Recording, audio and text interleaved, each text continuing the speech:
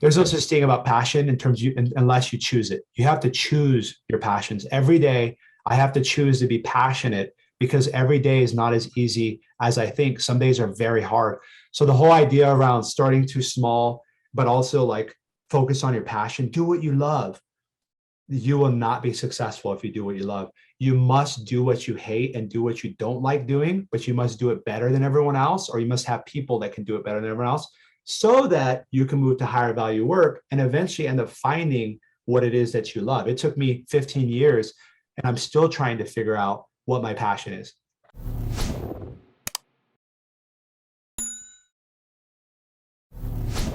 Hey everyone, welcome to another episode of Perfectly Mentored. I'm your host, Jason Portnoy. We welcome back on this episode for the third time. That's right. A lot of you have been asking for him to keep coming back. Josh Elizetxe. He is a brilliant, brilliant mind in e-commerce, founder of Snow Teeth Whitening. Just when it comes to the e-commerce space, and I'm going to even go a step further, when it comes to business, his mind is like no other. He's a pure genius, someone I continuously learn from. I'm so fortunate to call him a friend. I'm so fortunate to been able to watch him on his journey, grow the brand.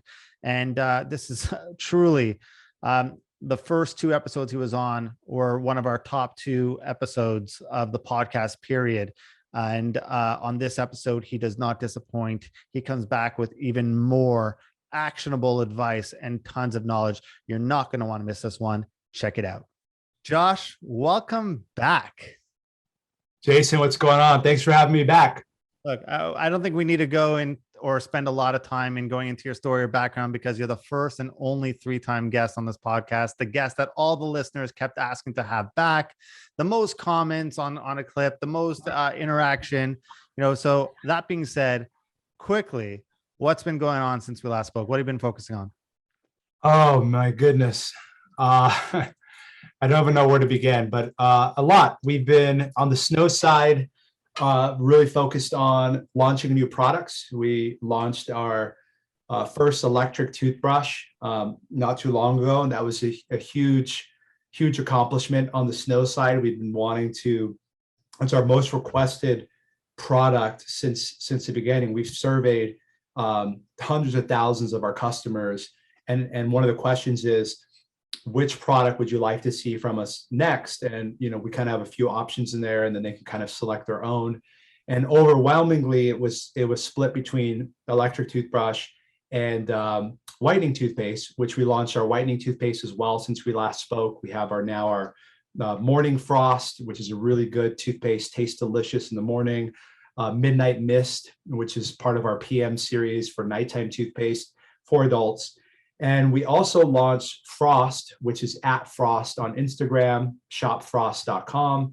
Frost is for kids. So Frost is by Snow. So Frost by Snow. And it's focused on kids. So we are launching that next week. And we've had our pre-launch live for a couple of weeks now.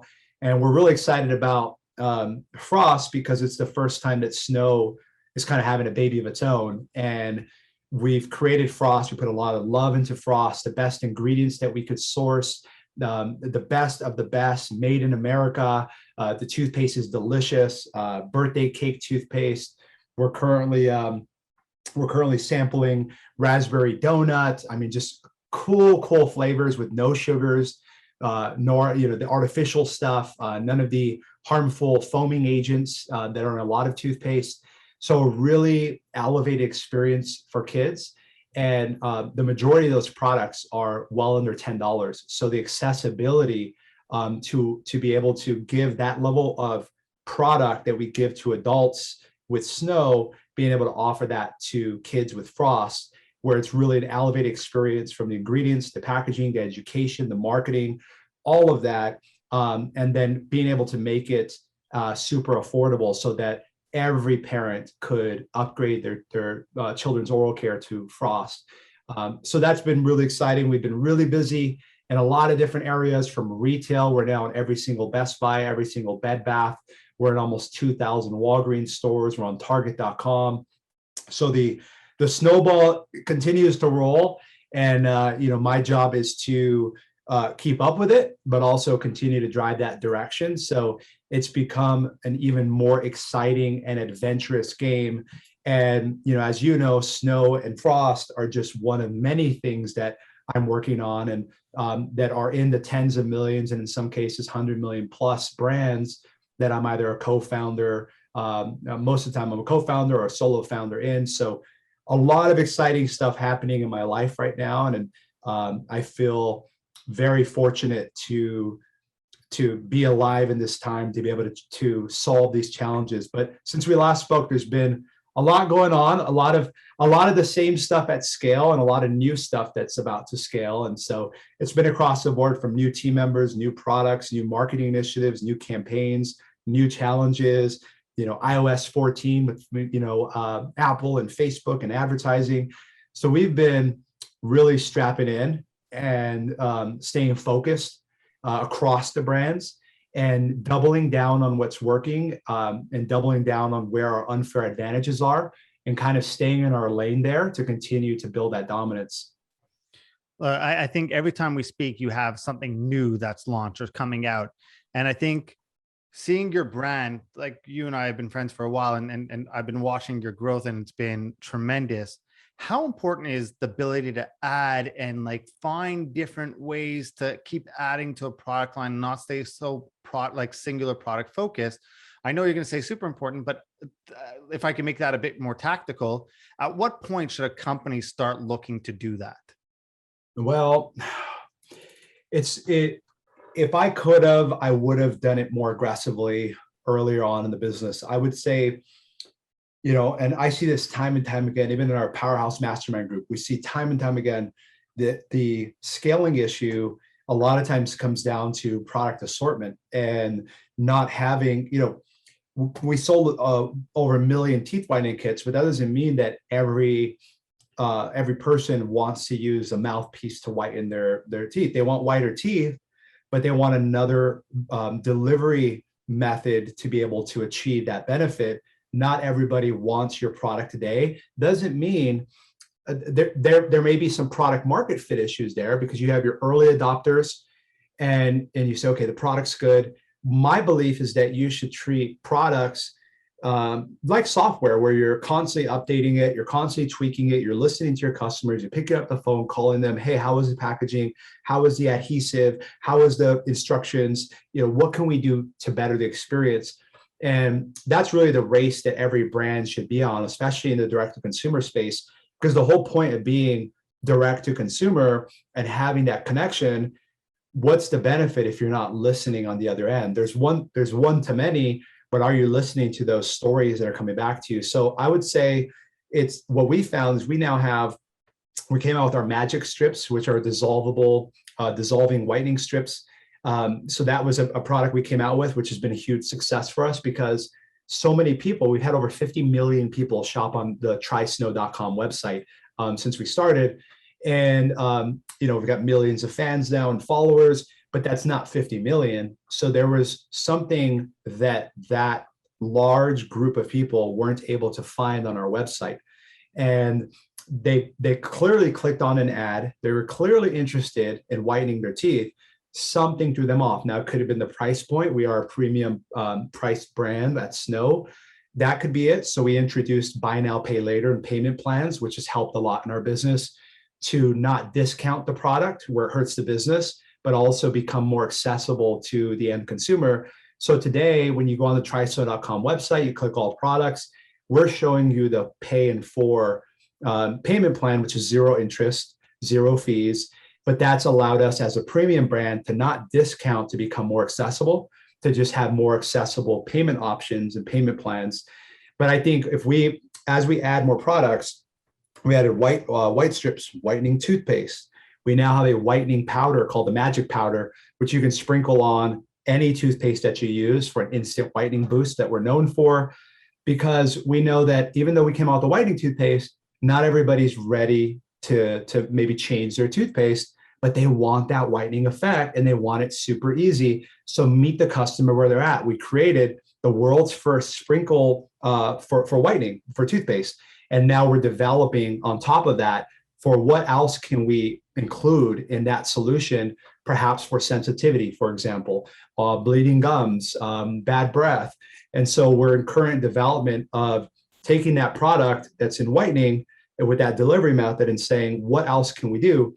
And what we're realizing is that the customers coming in and they now have more things to buy. When you think about Starbucks in the very beginning, they said, Howard, this is never going to work. You're just selling $2 cups of coffee and people are hanging out for 8 hours and not paying you.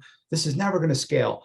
Well, once they started introducing tea and, with Teavana, the acquisition there, they acquired Boulangerie for $90 million, which is all of their baked goods, all of their breakfast sandwiches are by the Boulangerie, not by Starbucks, but they tested it out and they bought the company. Now, when I go to Starbucks in the morning, I spend $30. Me and my girlfriend, we get some white egg bites. We get our coffee. We get, boom, boom, boom. Before you know it, you're $30 in. And if you end up hanging out there, you can buy sandwiches there. You can buy chips, popcorn, all kinds of stuff while you're hanging out there. So that $2 average order value is now really at $30 and up. And Starbucks has, in my opinion, the #1 membership program in the world, the rewards and loyalty program. So you pair that together and all of a sudden your lifetime value 10x's, but it's very difficult to 10x your lifetime value, your LTV of a customer, if you're only selling them one product. And that was the issue with Snow. We sold 1 million teeth whitening kits, but how many people are going to come back? It's like selling an iMac or a MacBook or even an iPhone. You sell an iPhone once, you'll see them in a year from now if they upgrade that quickly, but how else are you going to activate that customer? Well, Apple is one of the best at doing it. AirPods. I probably bought 12 pairs of AirPods already, and I never complained. So that's, what is that? $4,000 I spent on AirPods just because I keep losing them. I lose everything, but I need my AirPods to be able to function. That's what I believe. But if they stopped at the iPhone or they stopped at the iMac, they've got accessories. So I can buy a charger. I can buy, I usually have them all around me. Apple came out with this little charging thing that you pop on the back, charges it, $99. AirPods, $299. So when you think about recursive marketing, recursive sales, that's where the biggest companies excel, is that they're selling you one thing 100 times. And that's when I started to realize, well, Apple doesn't come out with 100 products a year. They come out with maybe 5 products a year, 10 products a year. And they're really good, but they're recursive. That same iPhone user is now upgrading sooner, and that AirPods, now they're AirPods Pro. And so that's what we did in our business, is we modeled that with our V1 wireless, V2 wireless, our color series of the wireless kits, our standard wired kit. And we're taking that approach so that customers have the option to choose even colors. Believe it or not, colors are very important.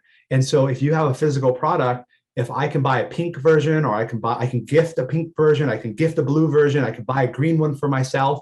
Sounds silly, but those colors have a lot to do with the psychology. And that's why you see Apple, I bought the new blue colored iPhone. I didn't know it was an option before. I didn't know I wanted it before, but once I saw it, I was like, oh, what color am I going to get? What color are you going to get? And so even from changing colors, we've seen multi-million-dollar results, because we've trained I think we've trained our membership base that we're kind of, the Apple of oral care. And that's kind of the expectation of what's Snow coming out with next. What's the next wireless version going to look like? What color are they going to come out with next? That anticipation keeps your audience tied in. And now we're seeing, for the first time, customers come back and that wanted to buy a kit, never bought a teeth whitening kit. They're coming back and buying whitening strips. They're buying the magic powder. They're buying a toothbrush from us. Then once they see it's good, they come back and buy for their family, and then they subscribe. So we've been working really hard on building our subscription business, and we have a very, very nice subscription business that's growing, because people don't want to think about buying toothpaste again. They say, okay, I know it works. I love this stuff. I don't want to think about it anymore. Just deliver it to my door every 3 months and make sure it's the good stuff. Great. And so now we've been able to build that subscription business on the back of launching new products. That's the importance, is that you extend the lifetime value. And if you look at M&A, what do companies do? They buy another company and they immediately 10x the product selection and the distribution, and they turn it into $1 billion business. If you could do that in a small way in your own business by saying, hey, we cannot go another year without launching more products, and let's talk to the customers. And sometimes that means selling them things that necessarily you didn't think of selling them. we have a huge lip care line and we sell oral care. Why are we in the lips? Well, we're in the mouth, around the mouth. And when people are using our products, we want to make sure that their lips remain moisturized. That's part of the system. That's part of the process.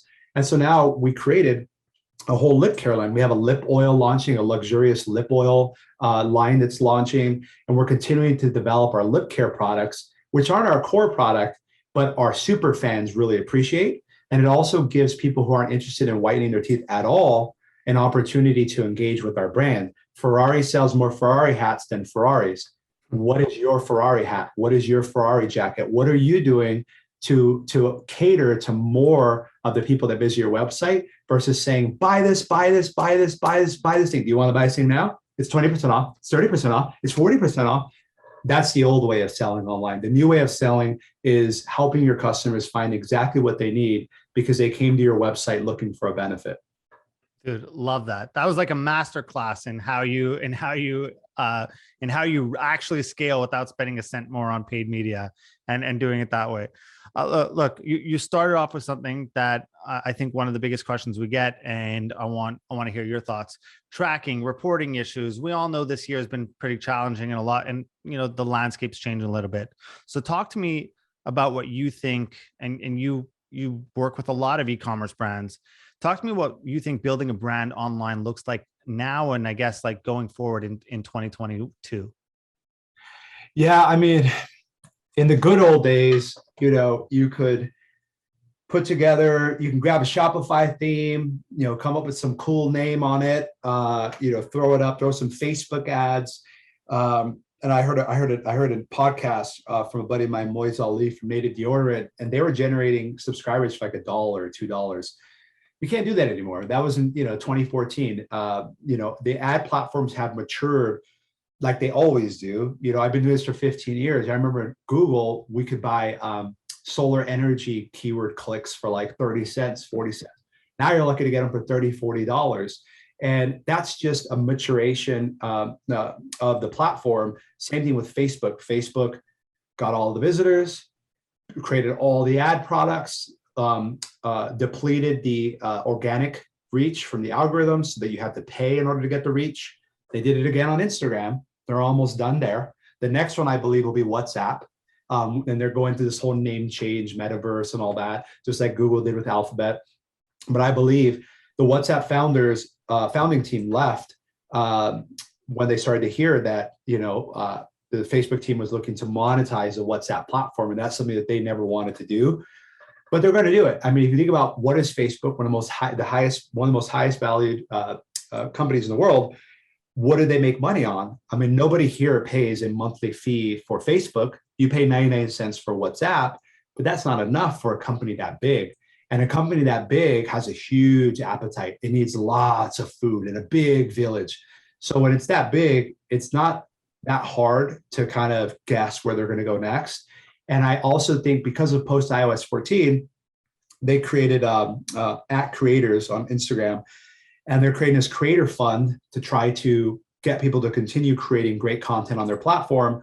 But they're also launching the world's biggest affiliate program, where you can generate a commission from everything that you wear or that you post. You can tag the brand and you can get a commission from anyone who buys, all tracked through Instagram. It's in alpha right now to be in beta next. And eventually I'm hoping that it'll release, because what's happening is that there's a creators revolution.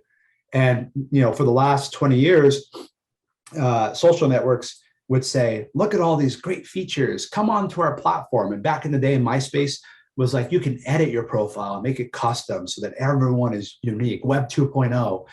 And then Facebook came in and said, yeah, we don't really care about that. That's really cluttered. We're going to focus on the core functionalities and do that. So Facebook came on. We all jumped onto Facebook from MySpace. We said, see you later, went to Facebook. Then we started to move over to Instagram with Facebook's help after they bought it. And what happens is that there is essentially an abuse of the creator. In the very beginning of the platform, you get a lot of reach. You get all these views. TikTok right now. If you go on TikTok, everyone's like, you get a lot of views on TikTok. One, what's the value of those views? Two, are they even real? We don't know. And three, those are 18-year-olds, or are they 50-year-olds with a lot of cash like on Facebook? So you're getting a lot more views. That's what the platform wants to do. The platform wants to, like Dutch Road's a coffee shop. or back in the day, they'd give me a little card. It says, if I get 10 coffees, I get the next one for free. They would, punch 3 holes from the beginning to get me going. They get me excited. That's what the platforms do. The platforms say, come over here. You're going to get way more followers, way more like vanity metrics. So they pull over the creators, they pay them through ads, give them a cut of it, get them juiced on it. And then guess what they do? Suffocate them. So as soon as they no longer need the creators to have the platform, they suffocate the creators generally, which means that they suppress the organic reach that this influencer had. And all of a sudden, you're like, wait, I'm the greatest magician on this platform. I used to get all the views. And now my incentive to create content here is not really high anymore. I'm going to go to TikTok. That happens every single time. And Facebook tries to buy the next one because they know where it's going to move. And this time it's a little bit more open-ended. People are on Instagram. Yeah, they're on TikTok. Yeah, they're on Snapchat. We're all over the place, Clubhouse.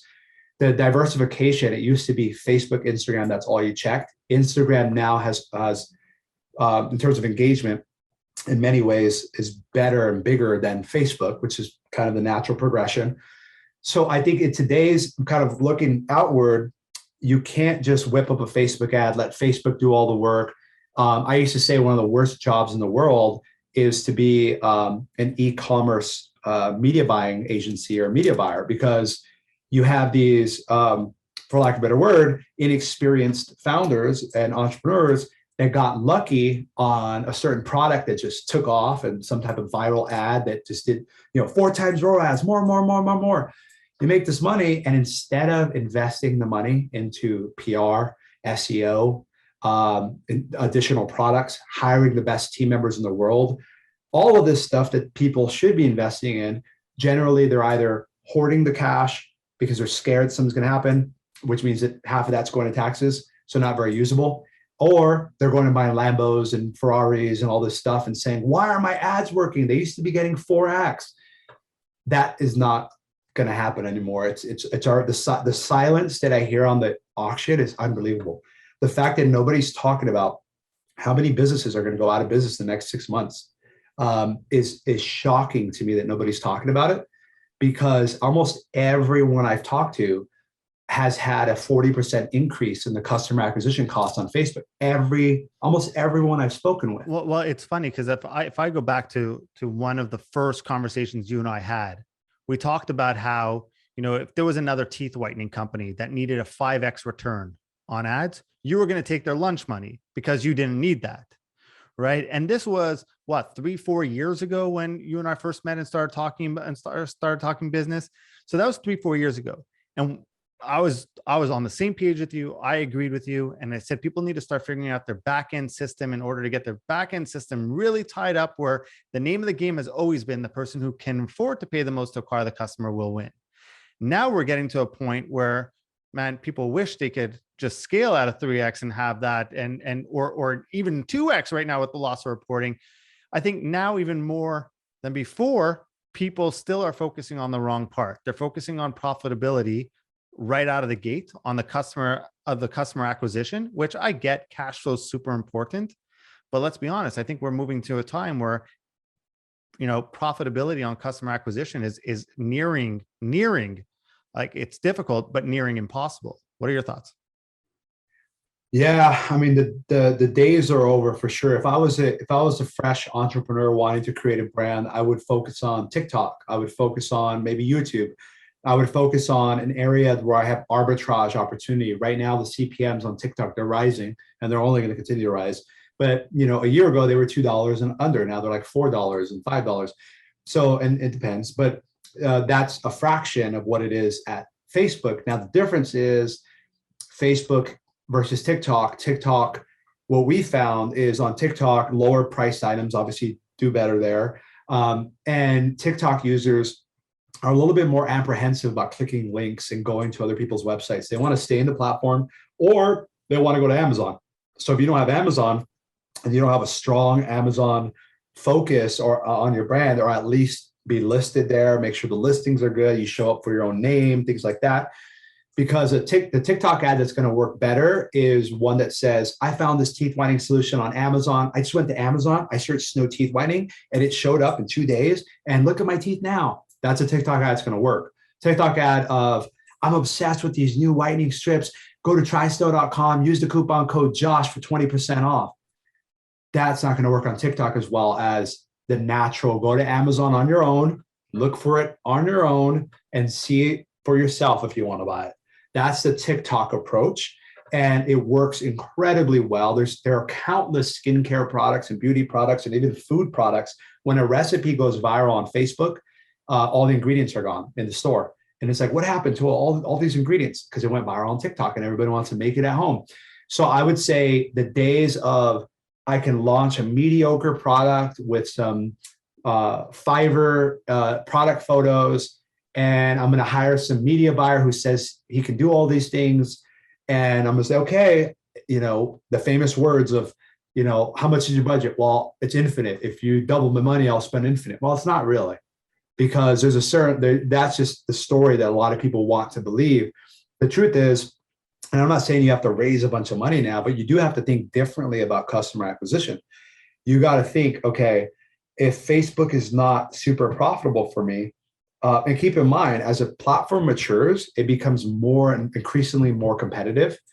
And just like if you were a new attorney fresh out of school, okay, I want to set up my own law office. I'm going to start buying lawyer Arizona, lawyer California on Google. Well, you're fresh out of college and you're just getting started. It's going to be hard to beat the top lawyer in town who has 400 paralegals and who can afford to go in the red because they sell them accounting services while they're there. They sell them all these other things. Same thing with our business, is that we can afford to acquire a customer by far more than any one of our competitors. On top of that, we have sometimes an 80% subscription take rate. So 80% of our customers are adding a subscription component to their offer, and we're not discounting as much as we used to gather those customers. And we don't have to, because our products have gotten so much better that we don't have to convince people at this point that our product works. We have the largest transformation photo collection in our entire industry. So as you get bigger, it does get a little bit better. But if you're starting from even small, mid-sized business or even startup, you got to look at, because most business owners I talk to go, why do you sell socks? Because you found an arbitrage opportunity. Why do you sell this? Because you found an arbitrage opportunity. Very few people would articulate it in that way, but they're selling socks not because, well, it's because I want to help a million people, barefoot and boo. Like, I love the virtue signaling of that, but the truth is you found a way on Twitter to sell a bunch of pet socks, and that's why you're selling socks, because that's what's working, and that's okay. You got to be really, really real with yourself this time around in entrepreneurship. You can't rely on someone else to drive all your sales. The old days of I don't need to figure anything else out. I don't need to figure TikTok out. You have to figure it out. And that's what I did. And so when we continue to do that, so we're looking at Pinterest. Is Pinterest something for us? Okay, maybe not. Is TikTok something for us? Well, it's because the product offering is wrong. The ad creative isn't natural to the platform. There are a lot of reasons. You can't just throw an ad up there and keep it in mind. It gets increasingly competitive. So that's the biggest problem, right? Everyone sits there and says, oh, should we try TikTok? And it's like, well, your creative barely works on Facebook. You think it's going to start, like, a static image is going to work on TikTok? Like, that's what you think is going to happen. So I hear you. And so a curious question, I would love to hear your thoughts on this. If you have to build a brand from scratch right now, using the knowledge and experience you have, I'm going to let you keep your knowledge. I'm going to let you keep your experience of growing snow and frost and all that, but you can't use any of your contacts. So you can't use your influence. You can't just start like with where you're at right now, but you can use the knowledge and experience. What would your strategy be? I would say, like I mentioned, I think going to where the arbitrage opportunity is the biggest. I would go to TikTok. I would literally download TikTok and look for every product ad. I would get the algorithm of my profile set up because it's really good. It'll show you more of what you already like. So I'd be liking every product review, anything that I can get that algorithm to start feeding me products. And I would look at, okay, which products are doing well here. I would go to their websites, go to their Amazon pages. How many reviews do they have? Are they in the top 10, top 50? Just get an idea for which categories are doing pretty well.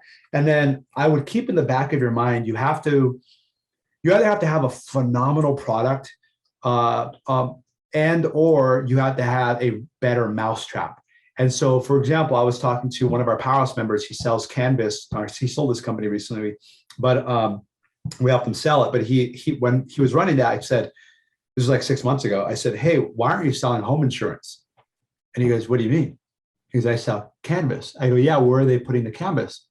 In their apartment, condo, or house. Okay. Why aren't you immediately offering them renters insurance and homeowners insurance immediately after they check out? Well, I don't know how to do that. I said, I don't know either, but I know Google. Go to Google, type in home insurance affiliate program, sign up for the affiliate program for whatever they're there, sign up for 2 of them even, get renters insurance, get a homeowners insurance affiliate link where you get paid $30 for every person that signs up. Now, all of a sudden, the valuation metrics of your business start to change, because if you wanted to launch your own home insurance comparison kind of engine, you could. And when you go to sell your business, you say, well, I'm selling 1 million, canvases a year, but I'm also selling 100,000 insurance policies a year. Whoa, that's really interesting. And then take the name and call it Insure. So if your name is Josh, the name of the company is Josh Insure, I trademark it, and that's my AI or whatever it is. You can go as far as you want to be able to find this stuff, but at the end of the day, it's offering something that the customer might enjoy as well. Another thing is offering. So we offer. So for example, in Snow's case, we launched dental insurance. We're like, well, wait a second, we've got millions of people visiting our website. Not everybody wants to buy, but also not everybody has dental insurance. Maybe they're interested in dental insurance. Every 6 months, they should be going and getting a cleaning. So we launched Find a Dentist by Snow. So now dentists can join, they can get verified in the Snow system, so that every 6 months, we're going to remind you, hey, you're due for a cleaning. Would you like to find a dentist that's verified by Snow? It's totally free. So what that is, that's called recursive marketing. We're selling, again, more of the same stuff, but we're surrounding the customer with things that benefit them and letting them choose what they want without having to sell Snow. So for example, imagine, and in my business, it's worth more to me to give away a teeth whitening kit when they sign up for our insurance plan than it is for me to try to sell them another kit, because that insurance customer might stay on for 18 years, 30 years, 50 years. And when you think about multiplying the value from an enterprise value perspective, if you outsmart, you don't have to outwork. And so I think in today's day and age, that's where I spend most of my time, is trying to be as smart as we can about our strategy and realize, wait a second, if Snow wants to add an extra $100 million of valuation, all we need to do is get a small little chunk of our massive list to sign up for a dental insurance plan, a dental care plan.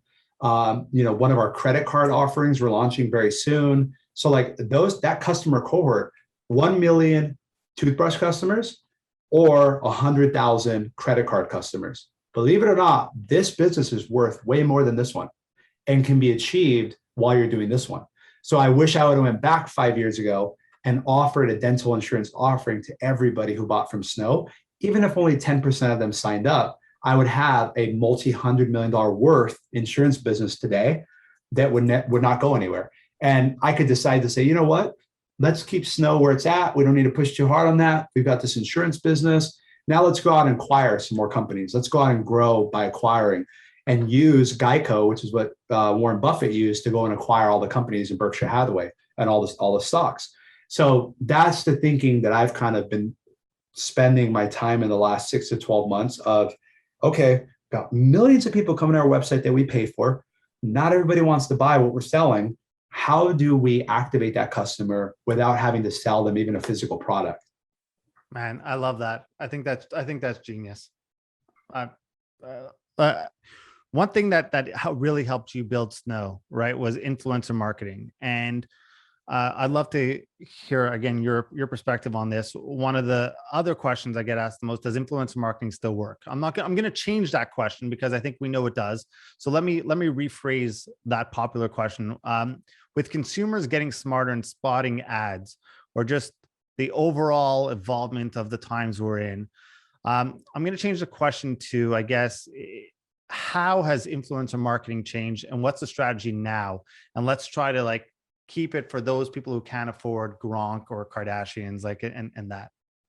Yeah. So look, I mean, the Groks and the Kardashians, they're dangerous. You don't want, everybody wants them, but nobody knows what to do with them once they get them.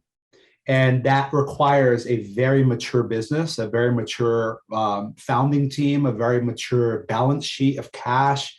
Because if you spend $500,000 on a huge mega celebrity and you're hoping that that's going to make you rich, it's not the case.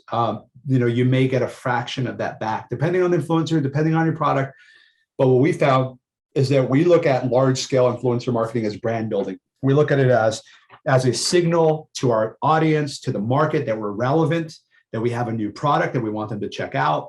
And people buy from who they like and trust. That's never going to change. It's never changed. It's never going to change. So people don't know you because you're a brand new brand. So how do you get people to like and trust you?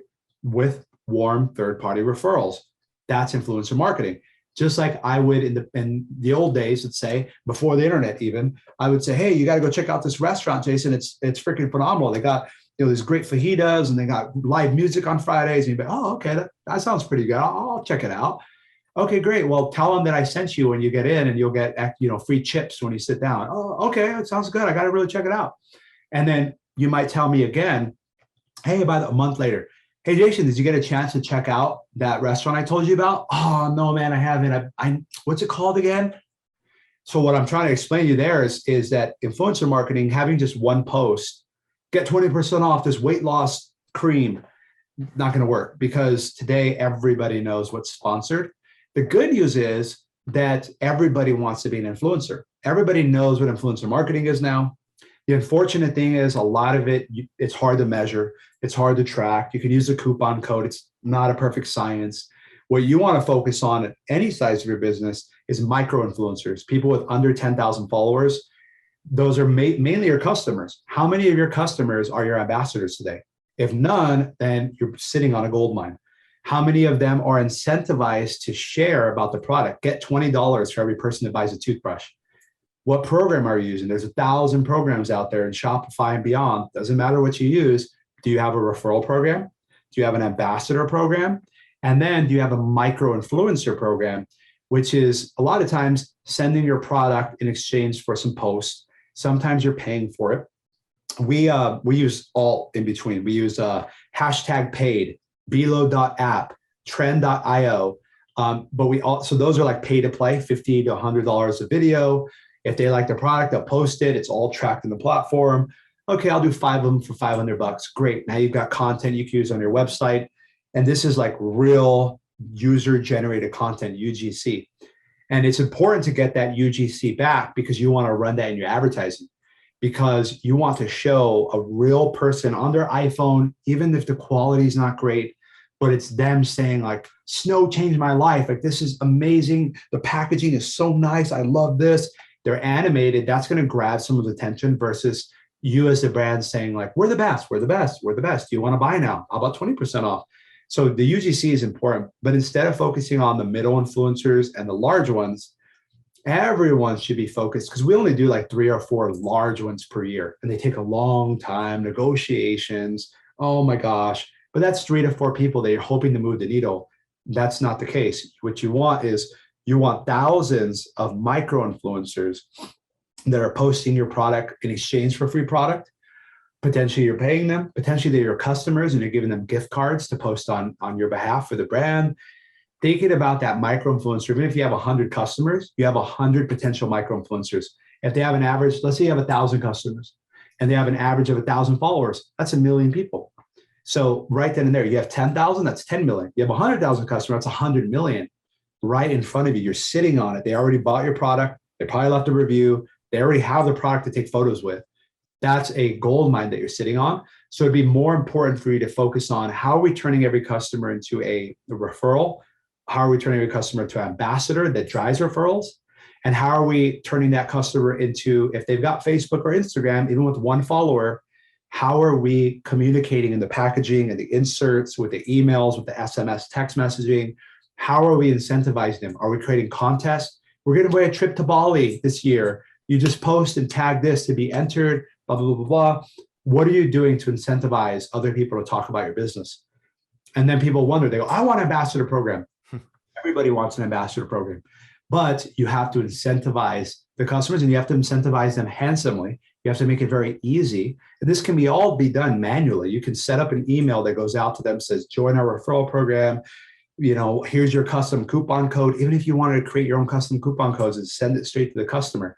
So that to me is, from an influencer standpoint, save the big ones for when you really need them, for retail exposure, investor exposure, recruitment of your team. Influencer marketing, the big ones, mean a lot more than just driving the sales. We take that and say, we use that to snowball into our retail conversations. We bring it back to our retailer and say, hey, we're going to have so-and-so post. Wow, that's amazing. And then they're excited to work with us. So we use that influencer marketing in a lot of different ways, but you don't want to go after the big guys unless you know exactly how you're going to utilize them. Are you going to utilize that celebrity to raise a $10 million Series A round? Do you have the investors already at the board? Are the investors going to pay for the Kardashian? Figure that out. But what you figure out today and what you can do today is you can set up a hashtag paid account, Belo.app account, Trend.io account. You can set up your referral program in Shopify. Start emailing your customers. Pick up the phone and call them. Wow, I see that you ordered 20 products from me. How's it going? Oh yeah, I love them. There's a bunch of apps on Shopify that will show you how many followers your customers have even. So go on Shopify, play with some apps in the influencer marketing, type it into the Shopify app store, start seeing what's available to you right then and there, and see if you can start activating your current customers, turning them into micro-influencers, and hopefully into ambassadors to drive referrals to grow your business. That is being in the reorder business versus the order business. Well, again, I mean, pure gold here. I think if I could bring you back, right, from going from low seven figures. So we talk a lot about like the people who are just starting off, or we talk about people who are really big. But if you're in that like low seven figures, maybe high seven figures, or maybe anywhere from low to mid seven, and you want to go, let's say, to 7-8 figures, the high sevens, the eights. What are the new challenges you're faced with at that transition? And, because at that point, you can't be so reliant on checking your ROAS every minute and being like, oh, what's going on? And you need to develop broader outlook. So what's the roadmap in order to get over that hurdle? It's channel diversification. So if you're getting, I always tell, especially e-commerce entrepreneurs, to say, pause your Facebook ads for a week, go on vacation and come back. Does your business grow or tank? If it takes, that's probably not a business. That's an offer that's figured out a channel that works, that's arbitrageable. So that's not a business. That's okay. Don't freak out. That's normal. It's normal to generate a large percentage, but Facebook has become the new rent. Advertising has become the new rent. 1/3 of all money raised in Silicon Valley goes to Facebook and Google. That is crazy. And the whole idea of direct to consumer used to be, you launch a brand, you go straight to the customer, and you're able to scoop up a lot of the profit by not having middlemen involved. You go straight to the customer, you get their data, you have built a relationship with them, and you don't have to pay anyone to have that relationship. Well, Facebook was like, oh, wait, we want in on that. We can help you with that. So all of a sudden you're like, I don't have to have office rent. I don't have to have retail spaces. That saves me all this money. Facebook has come in and said, we'll take half of all the money you make. And they're doing. And Google's like, we'll take a sliver of that too. So by the end of the day, you're paying Facebook and Google before you get your money, and it's a sliver at that point. And so I think in terms of looking at the giants and in terms of what's available from a Facebook advertising side, you want to think about diversifying your channels. So are you on Amazon today? Why not? We neglected Amazon for years. We shouldn't have, because every review you get is an extra dollar or extra value of the valuation of your business. So if you have 1,000 reviews versus 5,000 reviews and someone's buying your company, which one do you think they're going to pay more for? Probably the 5,000 reviews. And so getting on Amazon, if it makes sense, get on Walmart.com. You don't even have to go through Walmart to do it. You can log on, set up Walmart.com. You can run Walmart.com ads to your Walmart.com listing. Are you on Etsy? Are you on eBay? What other channels? Snapchat. What other channels are you on? You don't have to be on all of them, but you want to be on 2 or 3 at least. If you're on 1 right now, you want to aim to be on 3 12 months from now, so that 1/3 of your sales comes from each one of those. You make it a challenge. So channel diversification is important. That could include retail, which is a little bit slower moving. It's interesting because everybody always asks me about retail and influencer marketing, which are two of the most glamorous optically, but actually the most old school, like slow moving, they don't build a business overnight. Retail is like something that amplifies a business usually. So two things there, just not to interrupt, but two things there. One is that you talk about Amazon, right? So the biggest pushback why people say don't go on Amazon is you don't own the customer anymore, right? So you don't have them, they're not there. You can't retarget them. If someone wants to return it, there's no interaction with you. I get it. You're leaving money on the table if you don't do it. But so I'm going to give you the two pushbacks, and I'd love to hear your thoughts on that. So that's pushback number one. The next thing where you said about getting 1/3. The next pushback is there, but they're all adding up to 300% of my revenue when I add that up, because they're all not playing nicely with each other, and they're not, an attribution gets shady around it, right? So those two issues in terms of that growth strategy, I'd love to hear your thoughts on that. So first one, who cares? I used to think that too. In 2012, I told the guys at Tuft & Needle, I was like, I don't know about the Amazon strategy. I was proven wrong. I was like, you don't own the customer data. Who cares about the customer data? Because you're trying to build a very large business. And, we sell with Best Buy. Best Buy is one of our best partners, retail. We're in all of their stores. I get none of the customer data, but they generate millions of dollars for us.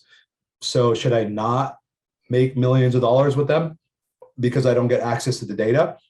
The access to the data is only so much. If you're not emailing and pruning your email list every month and SMS lists and segmenting and all this stuff, so what? You got the data. What are you doing with it? Nothing. So like, okay, you can email and SMS. You can put an insert in your Amazon packages, say, activate your warranty within 3 days. Everybody does on Amazon. You're not supposed to, but every time I order something from Amazon, there's a little slip in there that says, get a free upgrade or something. I QR code it, takes me to their website. They pixel me and I fill out my little form. So you'll get 10 to 20% of people filling it out. And now Amazon, for the first time, launched an email management platform. So you can email Amazon's customers, which are kind of your customers, but really Amazon's customers. You can email the customers that have bought from you through Amazon. So Amazon knows that's a big issue. They know that they have to keep over 50% of their revenue generated from third party. Otherwise, they'll be in trouble for antitrust. So from a third party perspective, we know that Amazon must always be just over 50% on third party. In the meantime, they rip off every top seller and then create the version for half the price and rank one and make it Amazon's choice. Crazy. But that's no different than Sears Roebuck in the early 1900s, where they send out these thick catalogs, right, by horse, and you sit there and you mail order, and then all of a sudden brands like Sears Roebuck, Sears came out with Kenmore, which was a brand of power tools or whatever. That was their brand. It's a private label brand. They saw what was selling in the catalog and did it. CVS, Walgreens, Rite Aid, anywhere you go, you see generics right next to the brands. Because once the brands do the work of proving the category, the retailer just hijacks it and creates a variation. So there's nothing new about Amazon. It's like saying, people are like, I don't want to sell on Amazon because they have all my data, but I want to get in Walmart for sure. I go, yeah. You're going to get even less. You're going to get like no data. Yeah. So it doesn't make sense. So Amazon, it's just too big to ignore. If someone's listening to this that's not Amazon, I would spend the next 12 hours, I wouldn't even sleep, of just setting up my Amazon store, setting up my products, dragging and dropping the images, setting up the prices, learning about the Amazon ads platform. How can I start running some ads on these keywords? I would spend the next 12 hours mastering Amazon, because over half of all e-commerce searches now start and end on the Amazon app, Amazon.com. So they don't go to Google, they don't go to Facebook, they don't go to Snapchat. They go straight to their Amazon app, especially Amazon Prime members. Amazon Prime members have a conversion rate of 16% on the page. Your website will never have a 16% conversion rate. That's just how it is.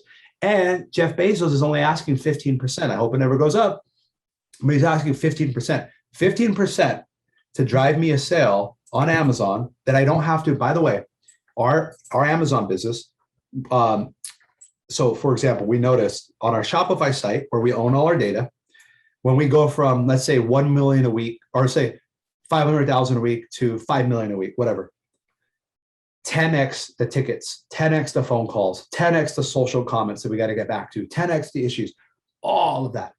Same thing on Amazon, FBA, Amazon Prime, maybe 5 more tickets a day on customer support. Amazon handles all the refunds, all the returns, and they take 15% of each sale. That's a lot less than Mark Zuckerberg's asking for. He's asking sometimes 50% of the sale and not doing any of the work, none of the customer support, none of the shipping, none of the fulfillment, none of the returns. It's a way better place on Amazon. And guess what? Guess who has, after iOS 14, all the data, purchase data. No one has more purchase data than Amazon directly on their platform, because 50% or more, the majority of purchases for e-commerce start and end on Amazon. So they know what you search. Facebook, Google, no one ever got to see that, only Amazon. So, and you got a Prime account, so they know everything about you in terms of purchasing behavior. If you're an e-commerce advertiser, do you want someone who knows what songs people listen to only? Or do you want what, you know exactly when they buy toilet paper, how much toilet paper they buy, where they live, everything about them? Amazon ads right now are a great bang for the buck. And I would be focused on Amazon. Now, so the first piece we talked about, owning the data, that's a facade, give it up. Amazon's just way too big to ignore, and you are shooting yourself in the foot by not being on these platforms. Immediately get on them. What was the second piece? The attribution across all the channels. We ran into that issue too. We were Facebook dominant, Facebook, Instagram, and Google dominant. And, our teams were like, oh, Amazon's displacing, 15% of the sales, and we can't, attribute it back to the ad campaign. And, no, I mean, in the attribution side of things, that you said that you should aim to be like 1/3, 1/3, 1/3 across 3 different platforms. Yeah. Right. So call it TikTok, Snap, or TikTok, Google, and Facebook. Right. We know that when most people try to do that, it never adds up to 1/3. Facebook, for the most part, is usually the biggest beast, or one of those is usually the biggest beast and driver. And if you add up the percentage of revenue, it always equals something like 300% of revenue, which obviously doesn't exist. But yeah. So what we do is we use we have software now, but for the first 5 years even, we use a Google Drive sheet. Snapchat spend for the day, Amazon ad spend for the day, Facebook spend for the day, total revenue, cost of goods and shipping, profit estimated. And we knew just from a simple Excel spreadsheet, okay, let's not spend Snapchat for a week, see what happens. Okay, all right. Let's not spend Facebook for a week, see what happens. Okay.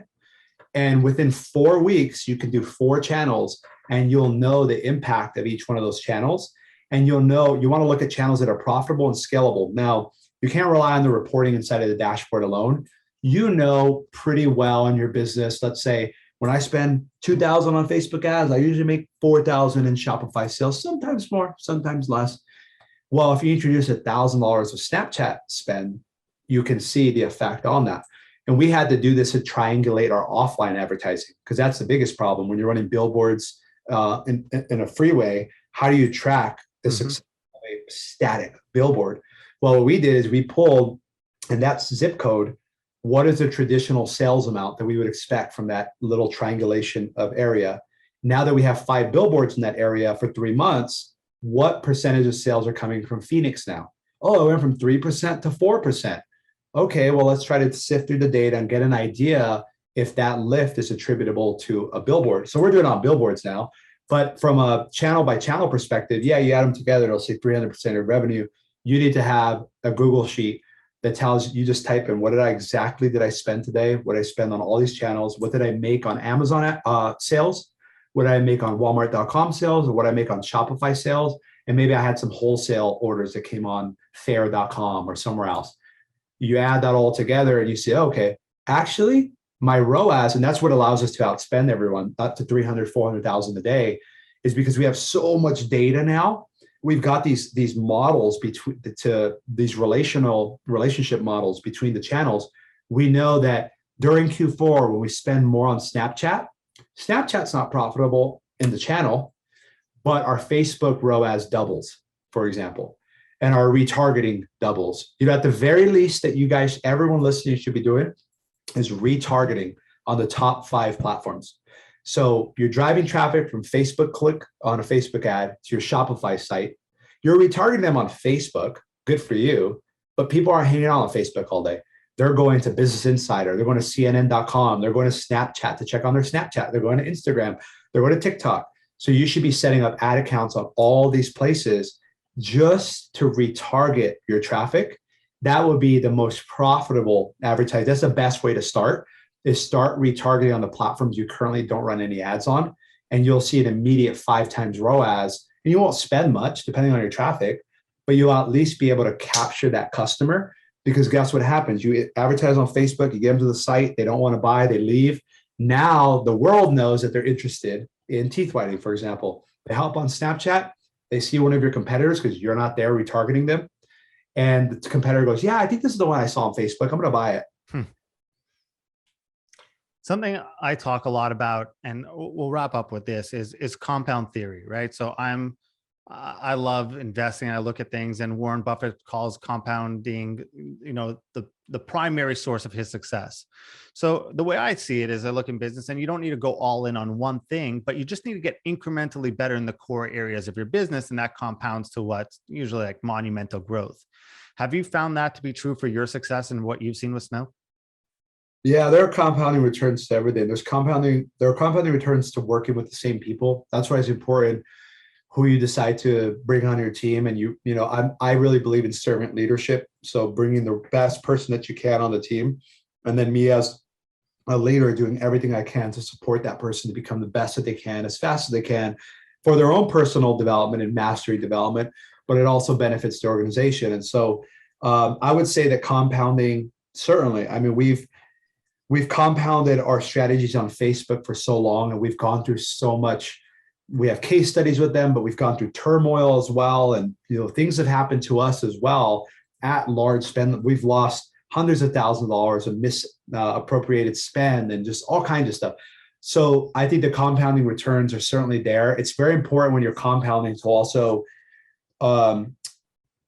realize when there's a toxin in there, right? Like if you can compound losses as well. So if you compound growth and you have an enigma inside of that compound growth cohort in this model, this enigma could potentially compound at a faster rate than the growth.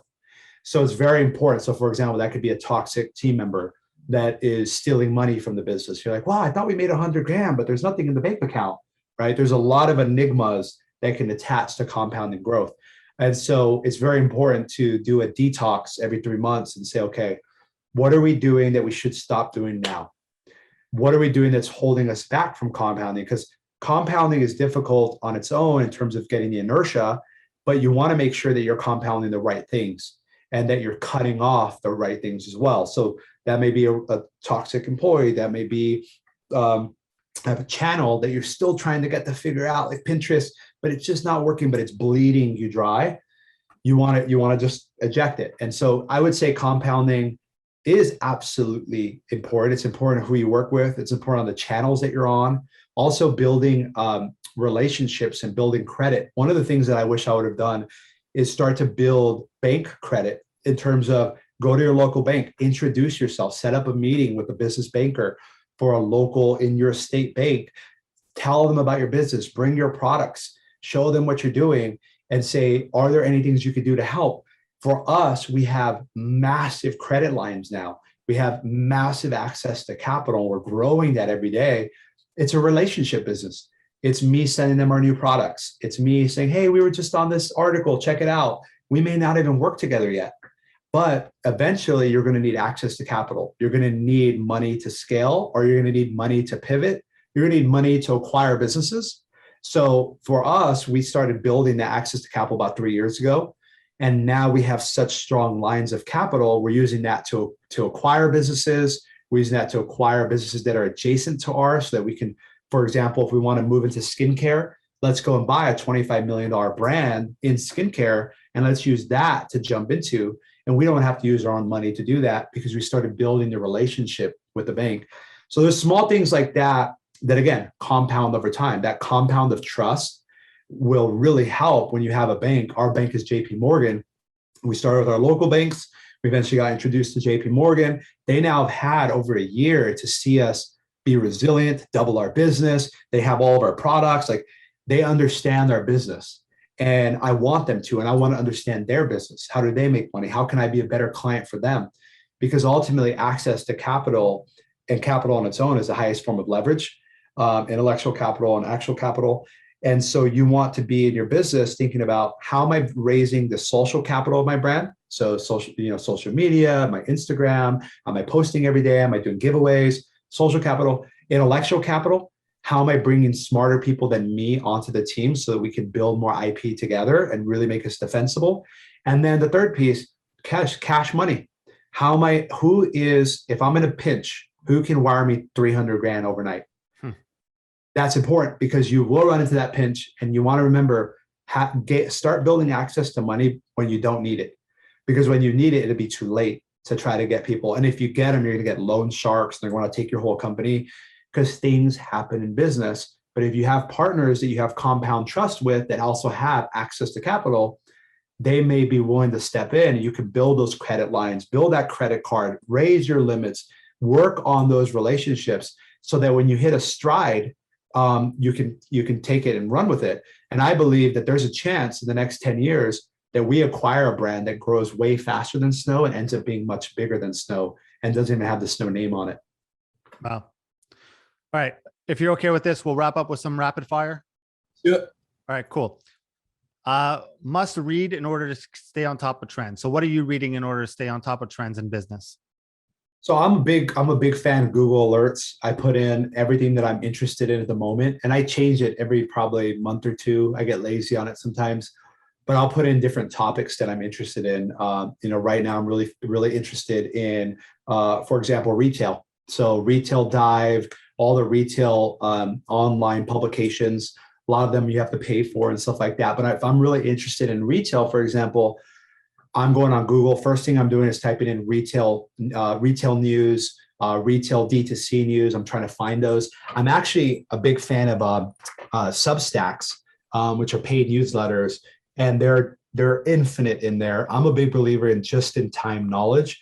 So what's relevant to me right now? I can't right now. You wouldn't find me reading a book on something that's 5 years from now. I'm reading something that's in the next year that I'm really focused on. Yep. And I'll go to Amazon, find all the top books in that specific category. I go to YouTube, I type in the topic, for example, influencer marketing podcast, find the top interviews on influencer marketing. If they have books, go and buy those books. And then generally I'm using between Google Alerts. I'm still a huge fan of Quora. The quality has deteriorated over the last few years, but Quora is a great place for me to search questions on there and get really valuable answers from. And then on a push basis, I'm on Morning Brew, The Hustle, the Stacked Marketer, the D2C newsletter. I'm on probably 15 of these kind of variations. And I can't keep up with all of it every day. It's just not possible. So I'll kind of check Instagram. I follow some, Instagram pages. I follow the big ones like the Forbes and Entrepreneur and things like that. And then some more of the specific ones around influencer marketing, brand building. But I would say my best source is going to be Google Alerts, Google, YouTube, podcasts, and then Amazon books based on whatever I'm focused on.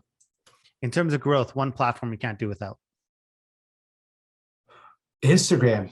Instagram is just so socially relevant right now. It's so culturally powerful. You cannot ignore it. Best book for entrepreneurs. Multipliers. Learn how to multiply, learn how to identify multipliers and bring them on your team, and learn how to multiply the multipliers, and you'll have a very, very powerful team. Best advice you ever received? I would say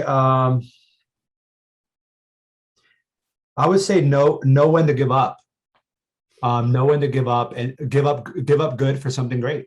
I would say I don't know who said that exactly, but that's something that I have to challenge myself with, because when things are going well, sometimes it's hard to challenge that and say, how can we make things much better? And sometimes that means pivoting, changing the business model, selling the business, whatever that may mean, making that hard decision. Sometimes we spend way too long making it. Worst advice you've ever received? I would say for me, the worst advice,